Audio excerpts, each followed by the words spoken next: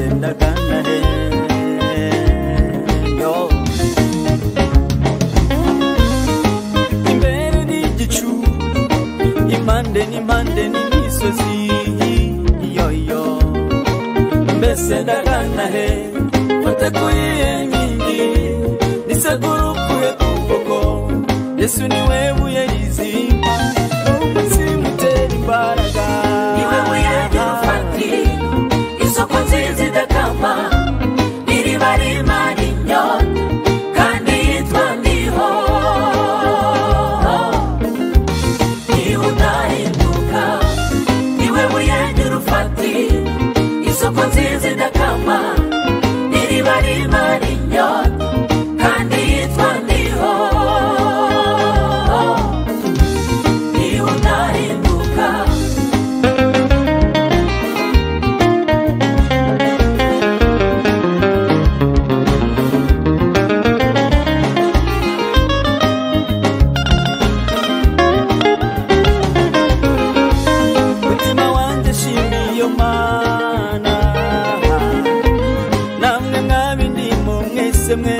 muhimbaza izina ry'Imbere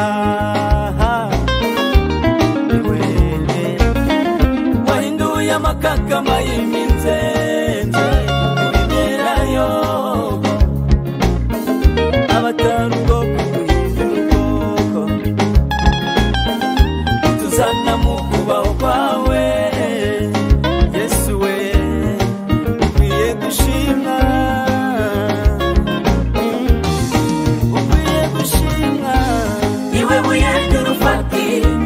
isoko nziza idakama iriba rimara inyota kandi yitwa Ndiho niwe udahinduka niwe buye ry'urufati isoko nziza idakama iriba rimara inyota kandi yitwa Ndiho niwe udahinduka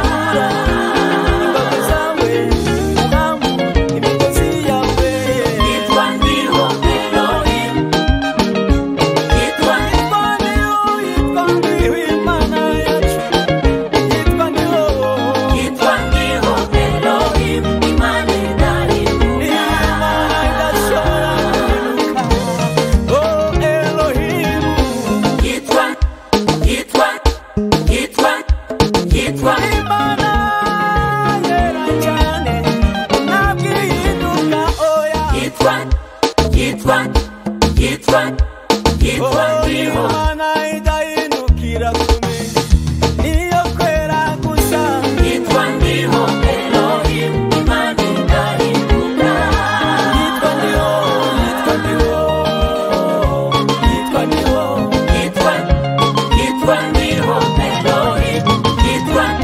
Yitwa Ndiho